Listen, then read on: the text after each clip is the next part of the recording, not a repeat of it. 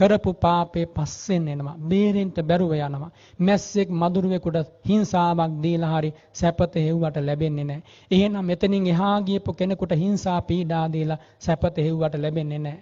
එනිසා ඒවංචේ සත්තා ඥානෙය්‍යුං දුක්ඛායන් ජාති සම්භවෝ මේ ඉපිද මෙරි මෙරි යන භව ගමන ඇත්තමයි දුකක් කියලා දකිනවා නම් න පානෝ පානිනං හඤ්ඤේ පාන ඝාතේහි සෝචති ලෝකේ කවුරුවත් කාටවත් කායිකවත් මානසිකවත් හිංසා කරන්නේ නැහැ. ඇත්තම දන්නවා නම් දෙන හිංසාව Tamanට එනවා. කායිකව වද පැමිණෙව්වත් මානසිකව කාට හරි දුක් දුන්නත් කයින් හෝ වචනයෙන් හෝ කාට හරි දුක් දුන්නොත් ඒක Taman කරා පැමිණෙනවමයි. දෙන දේ ලැබෙනවමයි. දන් දුන්නොත් ආහාර පාන වස්ත්‍රාභරණ ආයු වර්ණ සැප බල ප්‍රඥා ඔක්කොම ලැබෙනවා. දානෙන් සීලයෙන් යුක්ත වෙනකොට සුගතියයි සුගති සැපය ලැබෙනවා. දානෙන් සීලයෙන් භවනාවෙන් යුක්ත වෙනකොට සුගතිය සුගති සැපත ප්‍රඥාව පහළ වෙනවා. සත්පුරුෂය අසුර ලැබෙනවා. නිවන් මඟ විවර වෙනවා. එනිසා පින්වතුනි හිතන්නට යමක් මේ ජීවිතේ දෙන දේ ලැබෙනවා. එනිසා නපුරු නරක වචන වලින් ආමන්ත්‍රණය කළොත් ಜಾතිත් පරුස වචන වලින් නිර්පරාදී බැනුම් අහන්න වෙනවා. බොරු විවේචන ඉදිරිපත් කළොත් බොරු චෝදනා කළොත් ಜಾතිත් අනේකවර බොරු චෝදනාවට නතු වෙනවා. ඔබ මේ ජීවිතේ කාට හරි සිතවිල්ලකින් හරි දුකක් දුන්නොත් ಜಾතිත් හිසේ රුදා කඳේ රුදා බඩේ රුදා වේදනා ඇති වෙනවා. දෙන දේ ලැබෙනවා. අප්‍රමාදී වෙන්න හොඳ දේම ලබා දෙන්න. මෛත්‍රියෙන්ම කතා කරන වචන සත්‍ය වචන විතරක් කතා කරන්න. බොරුවක් කියන්න සිද්ධ වෙනවා කියලා තේරුණොත් වහා මේ අවස්ථාවෙන් අයින් වෙන්න. ජීවිතේ නිසාවත් බොරු කියලා බෑ දිනන්නට. ඒ නිසා බොරුව හොඳ නෑ. නපුරු වචන හොඳ නෑ. කේලම කොහොමත් හොඳ නෑ. ඉරිසියාව කොහොමත් හොඳ නෑ. පාපය කොහොමවත්ම හොඳ නෑ පින්වතුනි. එහෙම හිතලා හිත හදා ගන්නවා විනා ගෞතම බුදුරජාණන් වහන්සේගේ මිහිරි බෝසත් මහසත් ගමන හිතා ජීවිතයට ජය ලබනවා විනා දිරි ලබනවා විනා බාල බොළඳ දේ එකතු කරන්න එපා. ලෝකේ බොළඳ දේවල් බොහෝමයි. තිරුවාන ගල්සේ නොවටින දේවල් අද වැඩි වෙලා. ගොම ගුලිසේ නොවටිනා දේවල් අද වැඩි වෙලා. පස් කැටසේ නොවටිනා දේවල් අද වැඩි වෙලා.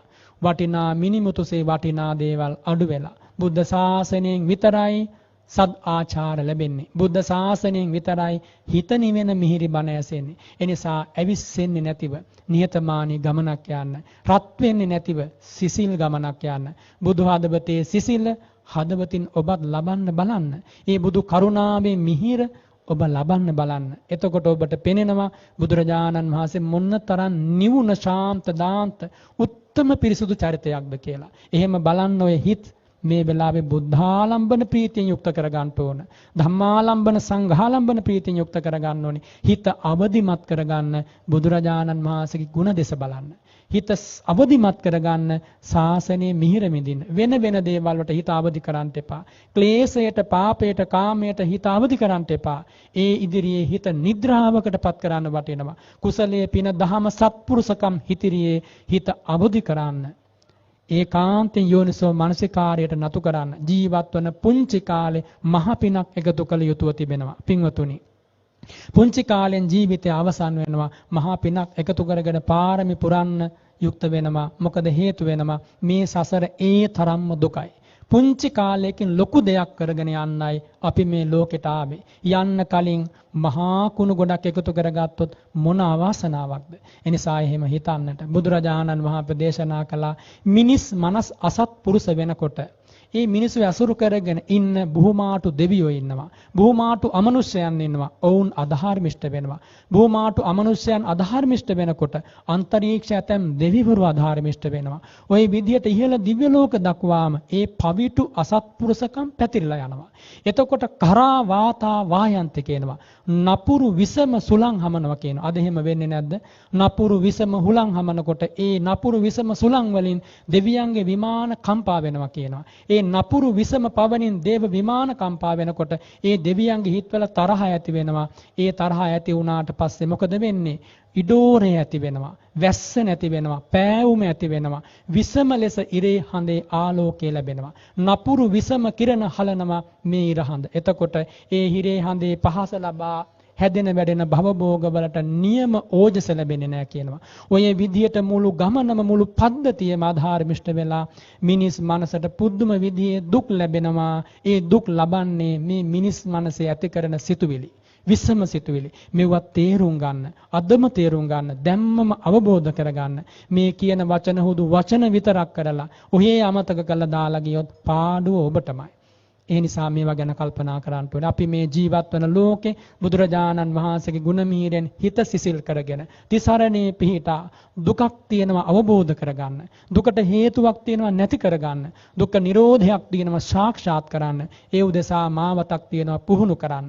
ඒ සම්මා දිට්ඨියෙන්, සම්මා සංකල්පයෙන්, සම්මා වාචා ආදී උතුම් අංග වලින් යා යුතු මාවතේ යන්න මේ ඔබට කාලය, මේ ඔබේ අවස්ථාව, මේ ඔබේ පුණ්‍යවන්ත නිමේෂය.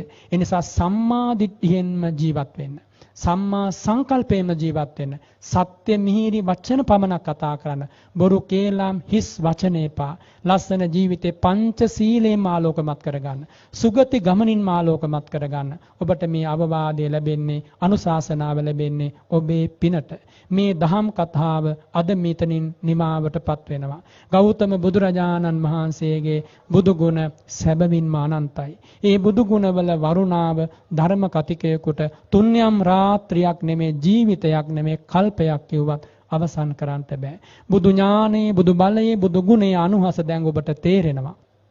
අනාගතයේ දෙස බලා කියපු ඒ භාග්‍යවතුන් වහන්සේ වදාළ වචන අද ඇත්ත වෙලා. ඒ අනාගතයට අපි දැන් මුහුණ දෙනවා. පරිහානිය අත ළඟට නෙමෙයි, හදවත ළඟටම ඇවිල්ලා. පරිහානියට නතු නොවෙන්න, අපරිහානිය ධර්මයේ පිහිටන්න, ජන සමාජයේ හැමෝම මෙත්සිත ලබන්න, කරුණා දහර ලබන්න, කරුණාවෙන් බලන්න, සත්පුරුෂයන්සේ ජීවත් වෙන්න, අහිංසක දරු පරපුර රැකගන්න, ඔවුන්ට ආදර්ශ සපයන්න, පෞකාර හැඟීම් හැමදාම නපුරුයි, කුසල සහගත හැඟීම් හැමදාම සොඳුරුයි. යන ජීවිත ගමනට සම්බුදුරජාණන් වහන්සේගේ බුදු ගුණ බලයෙන් අනන්ත ආශිර්වාදේ වේවා. ඒ සත්‍ය වූ ධර්මයේ අනුහසින් හැම ජීවිතයක්ම එකලු වේවා. දුක් විපත් නැති වේවා. සැප විපාක මතු වේවා. සත්පුරුෂ ඇසුරම නිවන් දකින්නකම් හැම දිනාටම ලැබේවා. මහා සංඝ රත්නයට, සිල්මෑණිවරුන්ට, වටපිටාවේ සියලු දෙනාට මේ ලැබූ උත්තම මොහොත, මේ නිමේෂය, මේ පහළ වූ සොඳුරු මොහොත ජීවිතේ වෙනස් කරන මොහොතක් වේවා. ජීවිතයට ජය මාවත විවර වූ මොහොතක් වේවා. දරු පරපුරටසේ, තරුණ පරපුරටසේ, වැඩිහිටි පරපුරටත්, ගිහි පැවිදි අපි හැමෝටමත් ගෞතම බුදුසසුනේම නිවෙන්න වාසනාව ලැබේවා. සැනසෙන්න වාසනාව ලැබේවා. පිම්පිලිවෙත්ම පහළ වේවා. සොඳුරුම සොඳුරු පැතුම්, මිහිරිම මිහිරි පැතුම්, පිවිතුරුම පිවිතුරු පැතුම් මතු සඵල කර දෙන මහා දෙවන්ත පාරමිතාවක්ම වේවා කියලා අපි ආශිර්වාද කරනවා.